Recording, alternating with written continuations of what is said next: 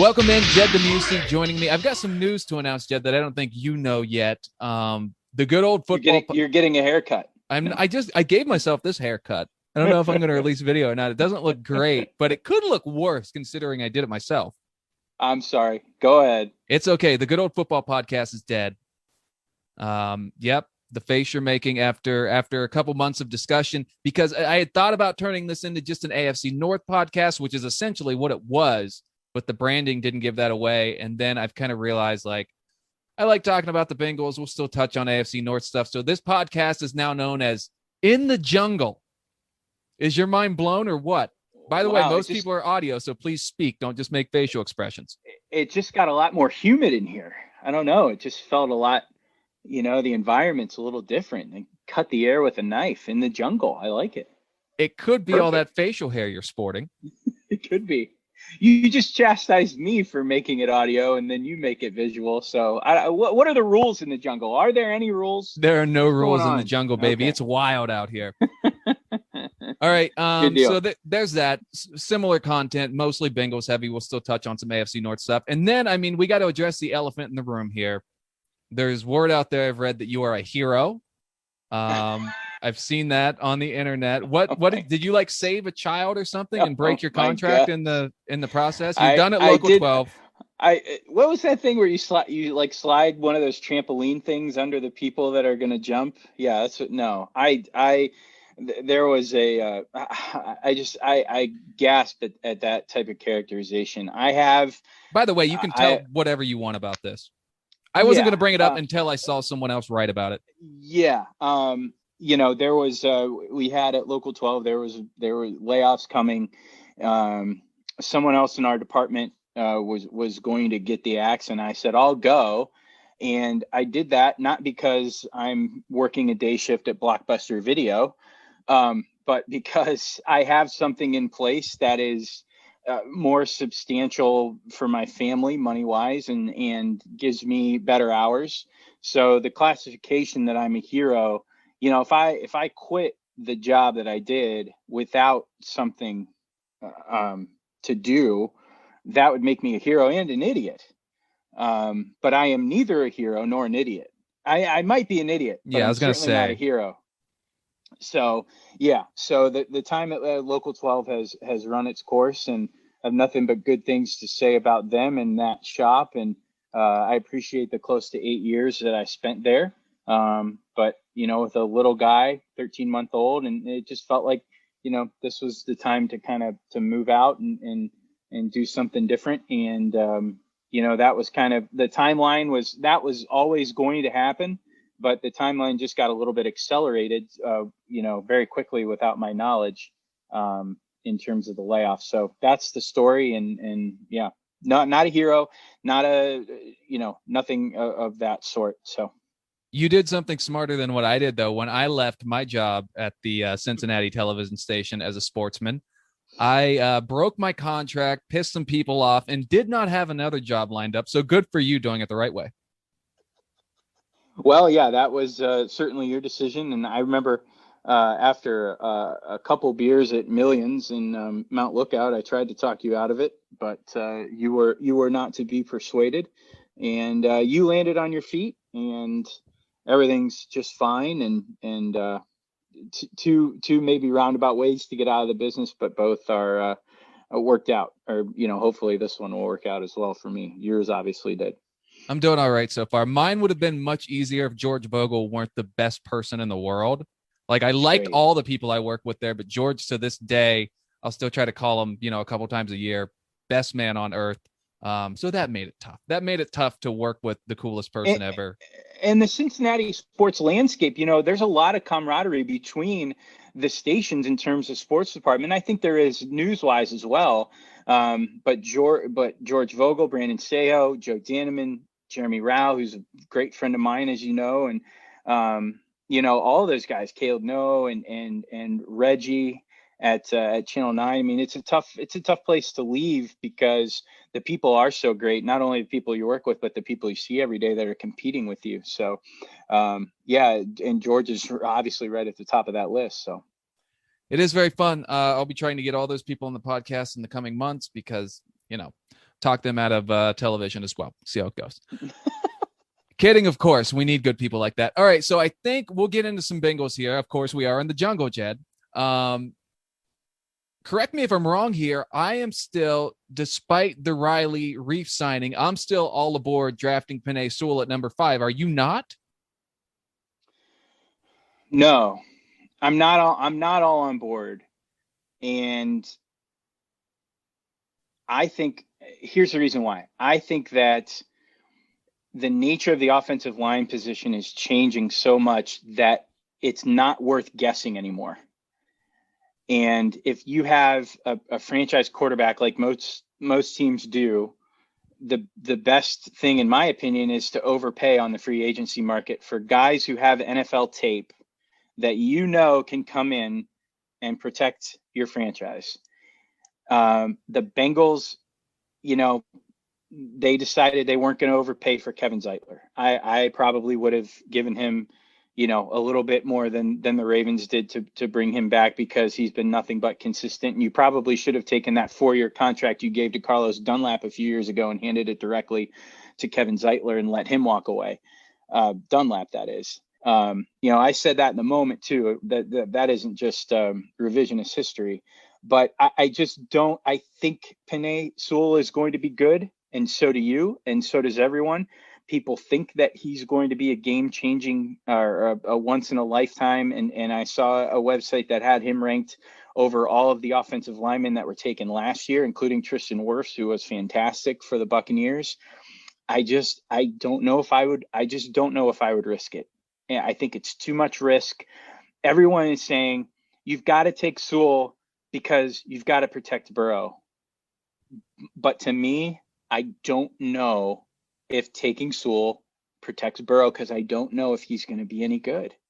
Well, if he's going to be good enough. Here's my thing on why I would. Is that a smoothie? Look at you living large. Yeah, in a beer glass, but it is a smoothie. Is there alcohol in it? I guess we'll find out. I guess we will find out. People might think there already is alcohol in this based on my. Now, I feel like I'm in the minority on Sewell, but I'm going to stay there. That's fine. I've always appreciated that about you. Here's why and we exchanged a few text messages about this. I am just big on protect Joe Burrow at all costs. And here's my thing with why I think you can't afford to do it is because I think if you give Burrow time, he's going to do similar to what Peyton Manning did. He's going to take C+ receivers and make them A- receivers. You look at guys Peyton had like Austin Collie and who was the tight end? Julius Thomas, who went and got a massive contract and you never heard from again after he was done with Manning.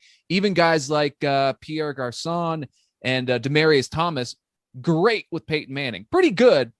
B players without Peyton Manning, A+ guys with Peyton Manning. I think Joe Burrow can do the same. Very true. I just think you got to protect him. And the other thing, you don't have to put Penei Sewell at tackle from day one. You might, and I've got all kinds of reasons. Jonah Williams has played 10 of the possible 32 games. I hope to God he plays the next, 1 million in a row, but we don't know that for a fact. And I think if you protect Burrow, everything else is going to fall into place. So are you on I'll give you a chance to respond to that. Well, I agree with Jonah Williams, and there's really nothing to disagree with there, because the facts are that he, has been 2 years in the league and hasn't played half of the games. And I think that should have been something that they were more aggressive in free agency. I think you draft receivers tight. I think there are positions that you draft, and I think there are positions that it's better to build through free agency. And the Bengals have shown in the past couple off seasons, I mean, they've spent more money in the past 2 off seasons in free agency than they've spent. I would, if you crunch the numbers, I don't know how far back you would have to go to find out how much, how long it's been since they spent the combined amount that they spent in these past 2 years. And they've shown a willingness to do that, but there are just certain positions that it doesn't seem like they're willing to pay. And that's offensive guard. And they're willing to kind of go through the draft and do that. And, Riley Reef is nice. He's not a long-term situation or a long-term solution there. You look at, the fourth, we already said the fourth offensive lineman taken in the draft last year ended up being the best. Mm-hmm. Also put into the best works. situation. And I think that without a doubt, yeah, without a doubt, put it in the best situation. We don't need to go over the Bengals, offensive line draft woes in recent years, but they are significant in my opinion. And I don't think think if you you need to just add in your opinion on that. I think that is indisputable. right, That Cedric so Ogbuehi and Jake Fisher and Billy Price have not worked out. right, and Billy Price, obviously, he's got some sort of offensive line shaman in Houston that he's working with, and hopefully he can still be a contributor. But what would you have said if I would have told you that this is where we would be with Billy Price after his time at Ohio State? You wouldn't have believed me. And that's all. That's my only point, is that it's just so hard to predict who is going to be good on the offensive line. And staking Joe Burrow's future to a guy that you're hoping on is a roll of the dice. Well, and that's why I'm still, even though they've got Reef and Jonah Williams should be back, and Quentin Spain looks like he's going to be all right on that interior, at least for a stopgap situation. And I love the 1-year signings, by the way, of guys who have something to prove, whatever. That's cool.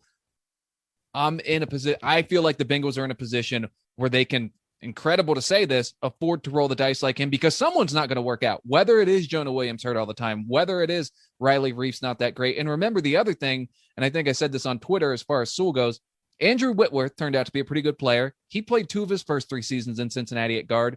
No reason Sewell can't do the same if Jonah Williams and Riley Reif turn out to just be these bookends that are great for 2 or 3 years. And Whitworth was a prime example of, hey, we see this guy's tape. We see what he can do. We are going to overpay for him. At the time, I don't even know if the Rams really overpaid. No, obviously not. I think you'd say at this point. Certainly, yeah. But I'm saying, with the benefit of hindsight, in the moment, they sure. certainly didn't. But in the moment, did they overpay?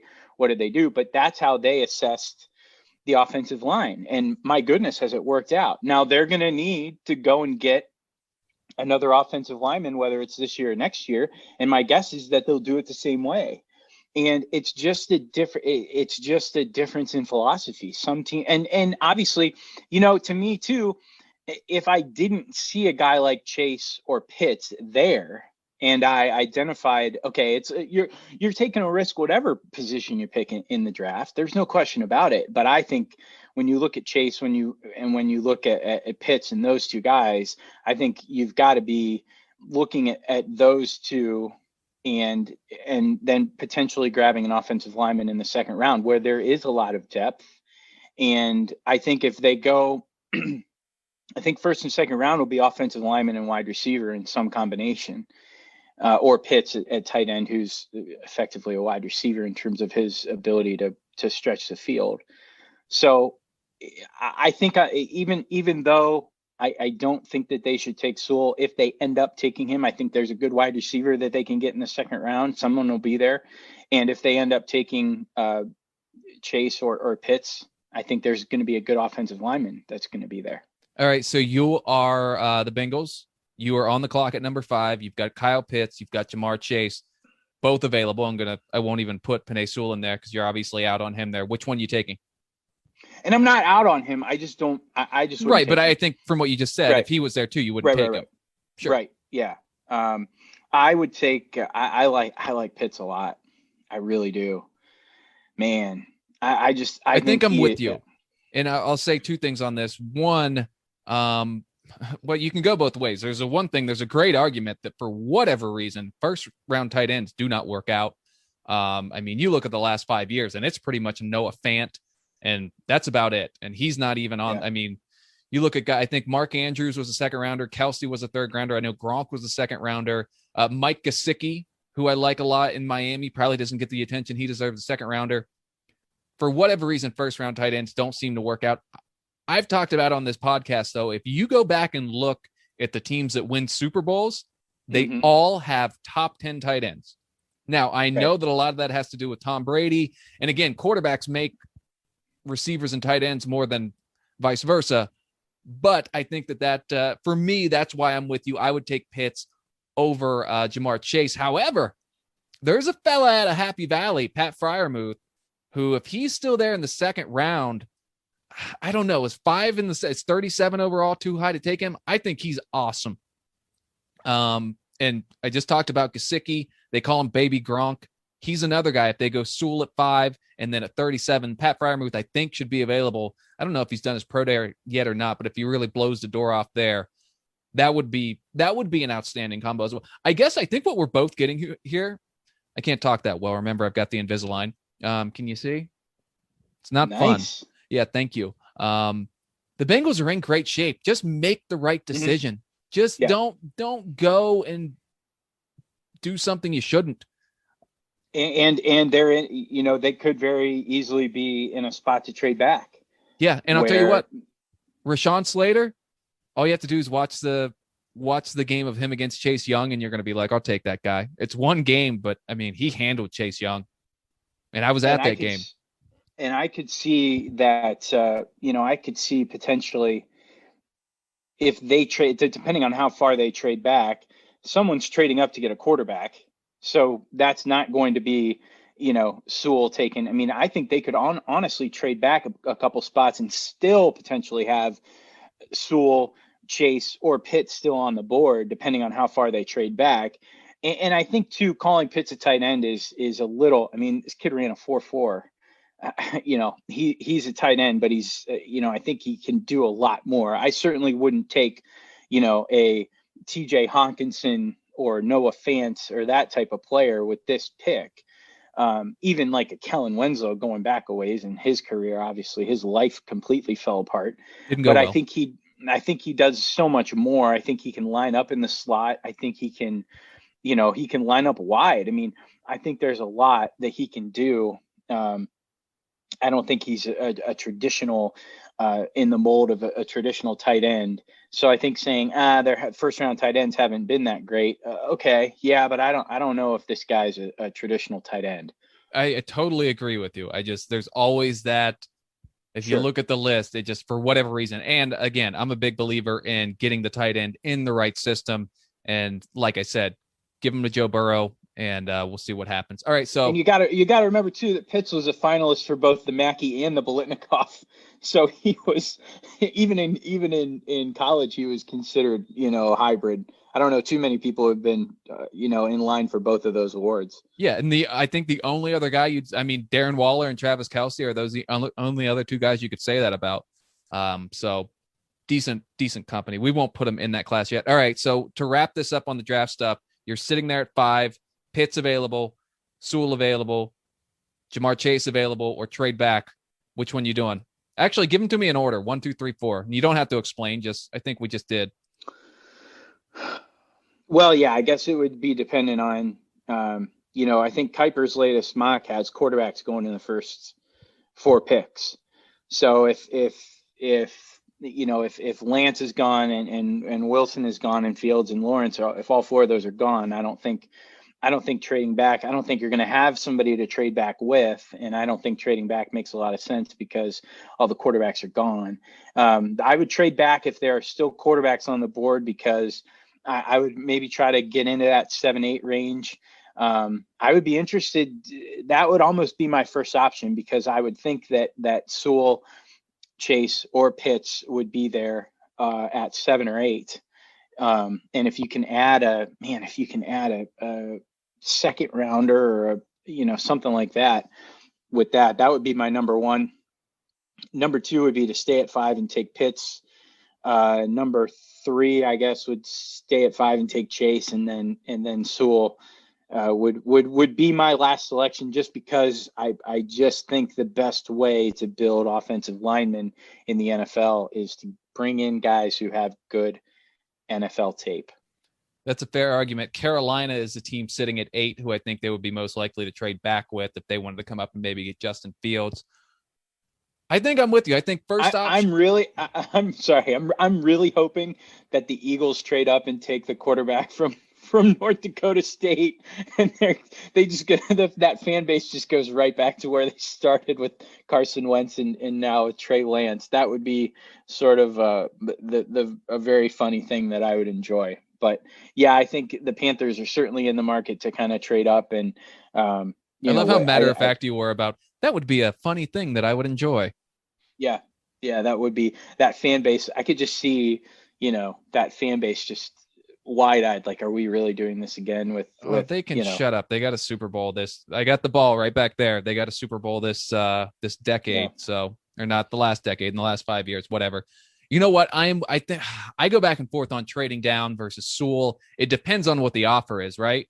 Like if someone offers him a 1 next year, a 2 and a 3, it kind of all depends on there. But let's just say, for argument's sake, that it's Carolina and would they offer the 1 next year and the 2 this year? If that's the case, I'm all for it. Oh my gosh. Just to move down 3 spots. Yeah, I don't know. Man, isn't that what the Bears did to jump up 1 spot and get Mitch Trubisky? Yeah, I believe it was similar. Yeah, I think you're right, actually. Yeah, if there's a first-round pick that they can get, holy cow, you absolutely do it. Yeah.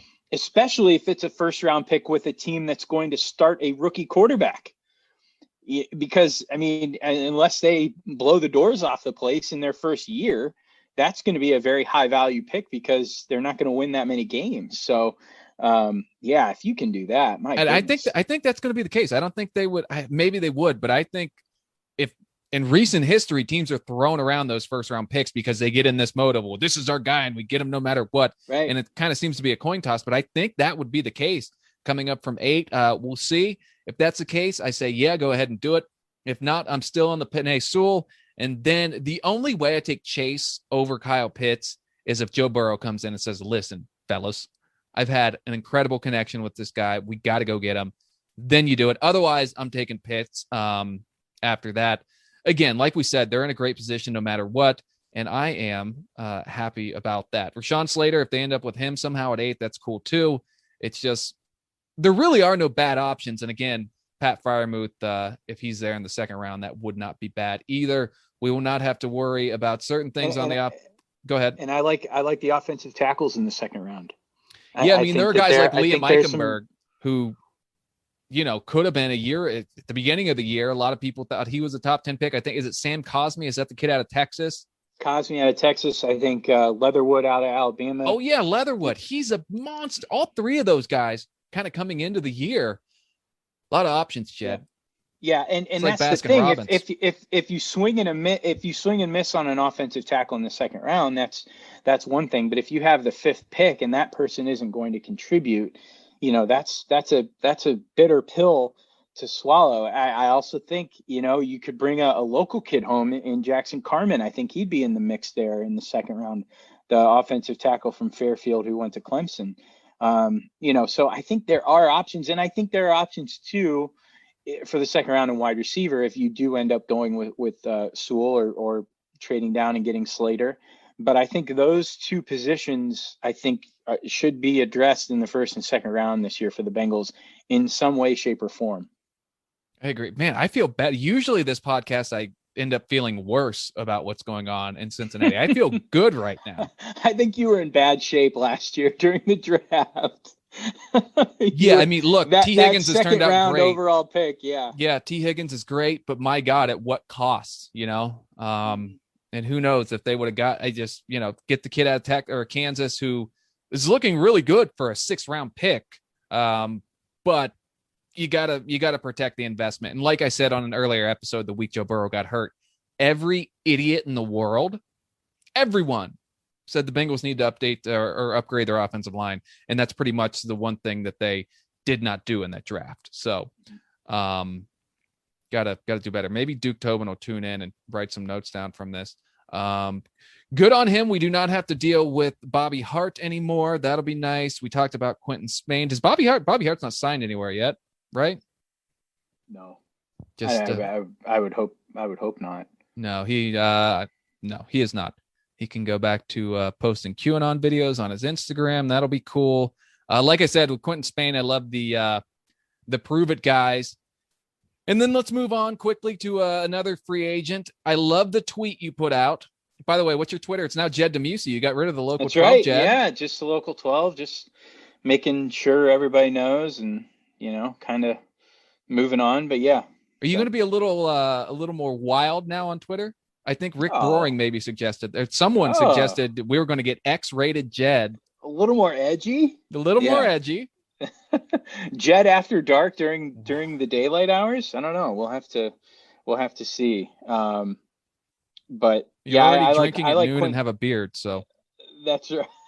It was a smoothie. I think we're in the clear unless it was vodka, in which case my head will be on the keyboard in 5 minutes. got But it. yeah, I like Spain too. I think bringing him back, a big prove it guy. It's funny too because this is again like the other guy when you think about the Bills' offensive line. What is it about? I think their standard on the offensive line is crazy. I mean, they traded Wyatt Teller, and they were basically trading anybody they possibly could to get a draft pick to put something more together for Stephon Diggs. And the Browns are like, oh, we'll take this Teller guy, and I think he was the highest graded offensive lineman Yes. in pro football according to Pro Football Focus. And Quentin Spain, I mean, the guy came in the first week on a Wednesday and ended up playing against the Titans and didn't on that following Sunday and was fantastic. I don't know. I guess Buffalo has the best offensive line in the world to get rid of those two guys and still make the playoffs and still feel like Josh Allen is protected. But yeah, it's kind of weird. That's how it works, man. Of course, he had those big shoes of Alex Redmond to fill. Um, Those weird shoes. those weird shoes also. And by the way, I mentioned the tight ends a lot. I want to make sure that I mention this. I am a big fan of because I'm trying not to be too harsh on any of the current roster because I do think there are some good pieces. There just needs to be more of them. CJ Uzama, I think, will be if he gets a true number one tight end, I think right now he's like kind of in that, near 20th, 25th best tight end. If he gets a true number one, I think he would flourish and end up getting a big contract somewhere else. That's just something that popped into my head that I felt like I needed to mention because he's one of those guys who I don't know that when I was down there, I don't know that he was there yet, but he comes off as a very likable dude. And incredibly likable, an incredibly good guy. He always seems to be one of the first guys in line when he's kind of like the new Andrew Whitworth in terms of a guy will give you a soundbite in the locker room. And hey, if there's a community initiative that needs a Bengals face to it, he's always willing to go and do it. And I agree. I think outside of what he does away from the field, I think he is the type of guy who can really produce and putting him back into the mix. A lot of people think that this Callahan-Taylor offense isn't really a two tight end design offense. And that could be, that could factor into the equation in terms of whether or not they're willing to go out and take Pitt's fifth overall. But yeah, I do think I'm certainly not writing off CJ Uzama from being a productive player for the Bengals or somebody else, as you mentioned, going forward. that'll be good. Let's get back to Jet After Dark. I love the Andy Dalton tweet of the freaking Chicago Bears who have been a dumpster fire at quarterback thinking they're all of a sudden better than Andy Dalton. Yeah. Someone put up the stat in the past 10, it wouldn't be 10 years. I think it's the past 8 years. Andy Dalton's had more wins as a starting quarterback and has missed a solid chunk of games. He has more wins than the Bears. And it just drove me up a wall. I get that you think you're getting Russell Wilson, but you kind of had to be realistic and realize that's probably not likely. And then you get a guy who's at least been to the playoffs. And again, you haven't had a guy since your last good quarterback was Jay Cutler. So I just appreciate you standing up for the Red Rifle. Well, and a lot of people got my mentions and were like, I guess the Bears shouldn't want to upgrade at the position. You did. You did upgrade at the position. And you still can. And you still can. Exactly. It's this notion that somehow Andy Dalton has not proven to be better than some of the slop that has been rolled out there is I mean, you guys made a freaking Super Bowl with Rex Grossman, for goodness sake. You cannot convince me that Andy Dalton isn't better than Rex Grossman. I don't think I can be convinced of that. So I just thought it was funny that they're like, oh yeah. And obviously if you can have Russell Wilson, who is one of the top two quarterbacks in the game, or Andy Dalton, sure. I would want Russell Wilson.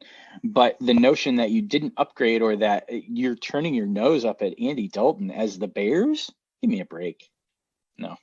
I think you just made me think Rex Grossman and Lovie Smith have to be one of the, let's say, more unique quarterback coach combinations to ever make a Super Bowl.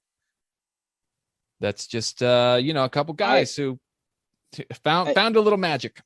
And that's why most people consider Prince's halftime show the highlight of that Super Bowl, because, the Bears, by hook or by crook, somehow figured out a way to get in there. And that was that Super Bowl was Peyton Manning, his first, I believe. But that was a very forgettable game in the rain in Miami. So yeah, Lovey and Rex. I don't know if many gets more interesting than that. No, happy birthday to Peyton Manning today, by the way. It is it's the old sheriff's birthday, so slug one back for old Peyton. Were you? You know what? I was very proud of Bengal fans during the whole Kenny Golladay thing, because they went out, they got him trending number 2 in the country, and it was only for the fact that politicians in this country act like children that he didn't get to number 1, because people were griping. I don't even remember what it was. You know how that goes. They already forgot about it by now, but they got him trending. And then when he signed with New York, everyone was kind of like, all right, that's understandable. We shouldn't have gave him that much money. Did you feel a little sense? I felt like my fellow Bengals fans did a nice job there of being reasonable. Yeah. I don't know what Golladay is doing. I think that he's they were getting very rich, reasonable. I think. Yeah. He is. I think the Bengals sold him on play a year with Burrow, and then next year when the cap goes up, you can cash in. I would have taken him up on that. But, he decided to go play in New York with Daniel Jones. And, I wish him the best. But, yeah, I think it was a very sort of measured response from the fan base. And I would just hope that measurement carries over to when these uniforms are actually revealed. Because what's up with that? You have any inside info on that? I thought sure when they got leaked that the Bengals would come out within 24 hours and be like, yep, that's them. They didn't even have to acknowledge the eBay posting, just be like, new stripes, here they are. You could convince me that they made a mock jersey and pretended it got leaked just to see the response, and then now they're going back to the drawing board with the jersey. But jersey reveals are so hard to do in the NFL, in any league, because everyone has in their mind what they think would be the perfect upgrade, and it inevitably doesn't look like what anyone thought it was going to, and so everyone hates it. So, I just don't know how you go about doing that. But regardless of whether or not what we saw, when they come out with it, nobody's going to like it. Nobody's going to like it. By the way, like before the Bengals announced they were getting new jerseys, there were some great, and I mean, I don't know, not that, but there were a handful of really good mock-ups that like graphic designers on Twitter did. And then once they came out, people were like, or once they announced rather that they were going to do their own, some of the ugliest things you've ever seen were leaked out there. And no matter what it was, people would be like, oh, these are sweet. Solid orange all the way around with the tiger across the stomach. I like it. Just amazing to me how many people, just anything. Look, I don't like the current uniforms at all. I should say the ones that they've been wearing, but they're not the worst thing in the world compared to some of what was out there. I like the new ones. I want a clean look. The Bengals just have too much going on right now. I like the all black looks, but the side panel, everyone knows that's no good, and they just need less going on. My concern when they announced that they were going to get new jerseys was this was a way to distract from the fact that they aren't going to be very active in free agency. And I think that they have done a pretty decent job in terms of the people they have brought in. I would have allocated resources maybe a little differently, maybe a little more towards offensive line, but I think they did a pretty good job bringing people in. But I thought there was also that moment where I think they were testing out fonts for the Ring of Honor. Right. And a few people saw that, and I'm like, oh, man, this does not bode well for free agency. They're doing two things that the fan base has been clamoring for, new jerseys and Ring of Honor. And it's going to be like, hey, you can't get mad at us. We did these things that you wanted. What's the big deal? Oh, we just stood firm in free agency. Come on, leave us alone. We got new jerseys. But Maybe Mike Brown's Bitcoin's finally popping off, and he's opening up the old wallet. Non-fungible token. Yeah, the NFTs.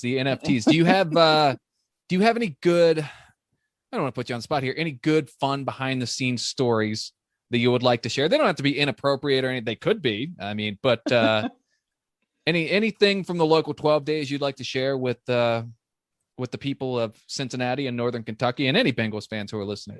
I would say some of the fondest moments that I had in the Bengals facility came either with Dave Lapham or Marvin Lewis. Lapham was kind of throughout. He would always kind of come up to you and have a little story about somebody, this, that, or the other thing, or don't go up to that person. There was an incident a couple of years ago. I think it was the day after Christmas, or maybe the day after Thanksgiving, where we were in the locker room and there was a guy who was completely hammered drunk, passed out on his stool, and he had his towel over his head. And Dave Lapham came up to me and said something like, "Too much holiday cheer over there." I said, "Seriously?" He's like, "Yeah, dude, he's that player will go unnamed." But Marvin, when we used to do Bengals Nation, which was our half-hour show on Saturday at 11:30, we would meet with him on Tuesdays, and he was so much different than the public perception. He was incredibly loose. He knew that I didn't host the show with him. So it would either be Brad Johansson, Brad Steinke, Gary Miller, somebody, but I produced it and I wrote everything. And there would be times where Gary would ask him a question about a player on another team, and he would answer the question about that player. And then he would turn to me and be like, "Why didn't you ask me about this guy? Like this guy isn't that good." And I'd be like, "Oh, okay." I'm like, "Well, he's second in the league in sacks." And he's like, "Yeah, look who they played." Like he would just get into it with me about, the people who I would choose to sort of feature on the team that they were playing, and the people that, who I didn't mention or whatever. And he was always sort of, there were a bunch of times where one of the phrases he would say, and he attributed it to Ozzie Newsome, he would say, "That's spit for spit." He would talk about, I would say, "Oh, because I would get after him a little bit and be like, 'Oh, you should trade for this guy. You should trade this guy for this guy.'" He'd be like, "That'd be spit for spit. That wouldn't get us ahead. That wouldn't get us anywhere." So his candidness on Tuesdays, and if you watch his press conferences, it's not the person that he was in those moments. He was completely different. Probably the best day with Marvin was the day that there was that it was right around the time, because the trade deadline is typically at 4:00, and that's when we would tape. And it was the Browns for McCarron, where it was, did it go through? What, somebody didn't sign something, send it to the league office and fax it properly. And he came down right in the middle of that. And I said, "What's going on upstairs?" And he just kind of looked at me and shook his head or whatever. And that may be the one thing that probably nobody cares about anymore. But I still, now that the Browns are where they are, and now that the Bengals are where they are, nobody cares about what actually happened in that trade for that was supposedly this close to being done, with AJ McCarron going to the Browns. What picks were involved, and who was it? Did the Browns sort of, what was there? Because Hugh Jackson and Sashi Brown didn't get along. So did somebody sabotage that on purpose so that it wouldn't go through? Did someone not think that AJ was going to be any good? And getting a 30 for 30 on that particular trade would have been is something that I still would want to see. But those are sort of the best. Talking with Lap and talking with Marvin were probably two of my favorite things to do down there. So you don't have the info on the McCarron trade. You're just saying you would like it. Okay. No, I would love it. My opinion is that Hugh Jackson wanted him and was willing to trade picks, and Sashi Brown said no way.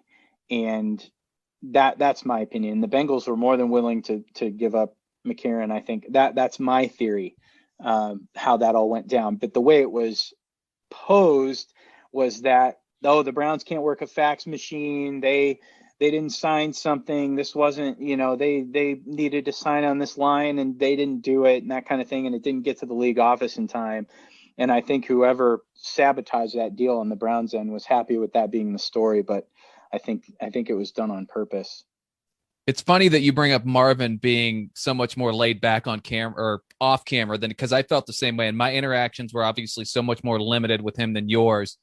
But I'll remember the one thing that stands out is George Vogel and I were going down so George could do a one-on-one with him.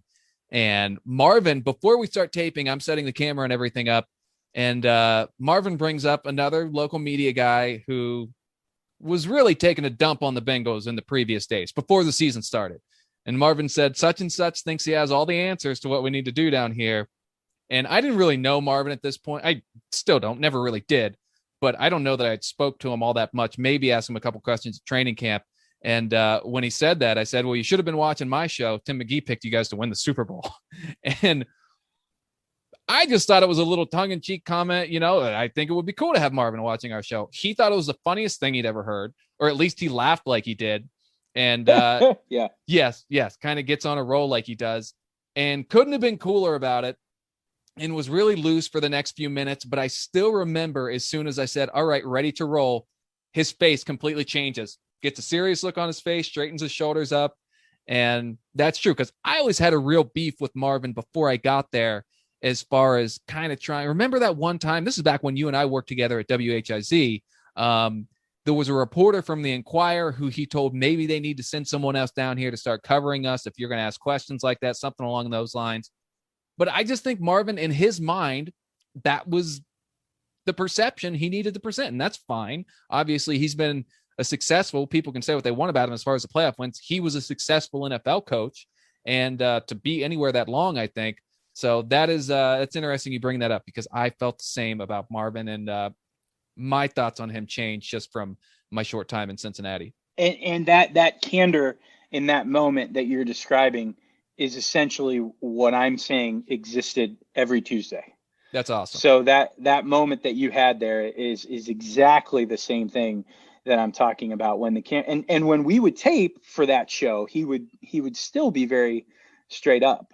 But when, we would be there for an hour moving cameras and doing all that, and sort of the in-between conversation was, and there were a couple times where I would have to tell, our camera guys were pretty good, but sometimes we would have a new camera guy in to do this who wasn't a regular, who didn't know. And I would say, hey, man, you've got to make sure, I know you want to text some of your buddies or whatever, but you got to kind of make sure you don't say that, or that can't get out, or something like that. I appreciate, your discretion there, and none of that, nothing ever happened, but that is exactly what I'm talking about, what you just described. Very fun. Good for Marvin. I really hope he gets another shot. I still think he is a good NFL coach. Like I just mentioned, I was hoping he would get that. How freaking Mike McCarthy got hired over him in Dallas. Couldn't tell you. Well, he lied. Oh yeah, that's true. I guess he did lie. You had Aaron Rodgers won one Super Bowl. This guy took over a franchise that had won like 6 games in a decade and made the playoffs 7 times. Let's go with Mike McCarthy. And that's why the Cowboys are where they are. All right, let's get ready to wrap this up. I didn't ask you this last time you were on. If you could fight any current or past NFL player, who would it be? And if you don't like the question, you can choose who you would want on your side in a fight. If I could fight anyone, like fight in the sense that I think I'm going to win? Fight in the sense of, you've been pissing me off for a long time, and you and I are going to duke it out. Okay. My comedian friends love this question. The journalism friends are typically a little more hesitant. I'm trying to think, like, I would probably go like Matt Stover if I had to win, even though I've got nothing against him, even though he did go to Baltimore after being in Cleveland, the kicker.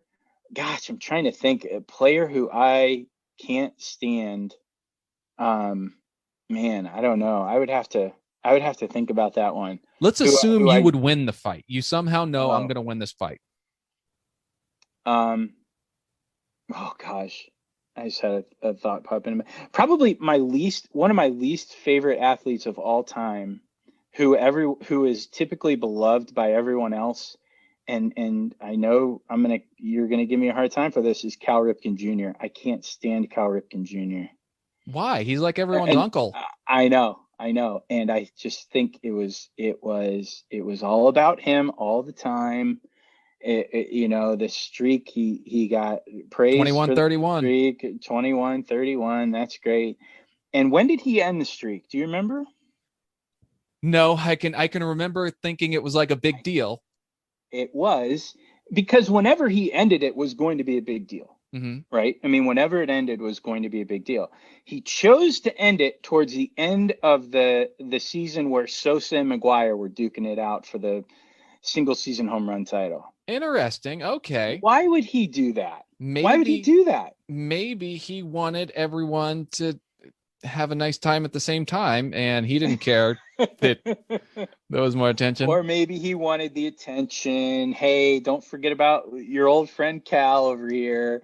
While these guys are, compelling the nation on Andros Steendirone, I just want to make sure that you don't forget about me. I just think a lot, and I'm sure there's, and this is sort of a dislike that is just solely within my head. I would never, obviously, if I had an opportunity to meet him, I know he does a lot of great things for Major League Baseball and that sort of stuff. So it's nothing outside of, I just think he was just a little bit too much about himself more often than not. And I guess the guy now in the NFL who kind of reminds me of that would be maybe a JJ Watt type of guy. I can see that, but the thing about JJ Watt, by the way, Cal Ripken Jr. will open his 100th field for underserved youths across the country this year. He's probably breaking ground right now. He is. He's out there with a shovel while you sit here and sip your dirt. Smoothie, you piece of trash. He's guiding the backhoe in as we speak. I guarantee it. I always felt that way about JJ Watt, and then when the Houston had the Hurricanes, he stepped in and raised so much money, and I was like, all right, because JJ Watt's big thing was, hey, I'm a lumberjack old country boy, but it's like, dude, no, you clearly get a $75 haircut. Remember, he had that cabin that like people were like, ooh, JJ Watt has an actual cabin. Yeah, that costs more than all of my family's homes combined. That's not a cabin. You don't just get to sit an axe on your front porch. And is your wife telling you we have to end the podcast? No. She's telling me I put the glass down for the smoothie and it spilled on the carpet. What is wrong with you? I don't know. You need to go back to work. This isn't working out. Yeah, and the other thing about JJ Watt, I think this year, I think it was after the Bengals game, where he said something to the effect of, hey, if you're not here, if you're not giving 100%, there people pay good money to watch us play, and people pay $20 to park and all this, that, and the other thing. And just stuff that people eat up and retweet and say, this guy gets it. And it's like, dude, what did you do? Like, where have you been? Why don't you step up? Yeah, he did call Andy Dalton a water pistol, and that really got under my skin. So no, he called him beige water gun, wasn't it?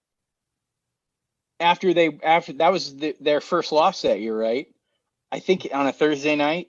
Or is that the game you're talking about?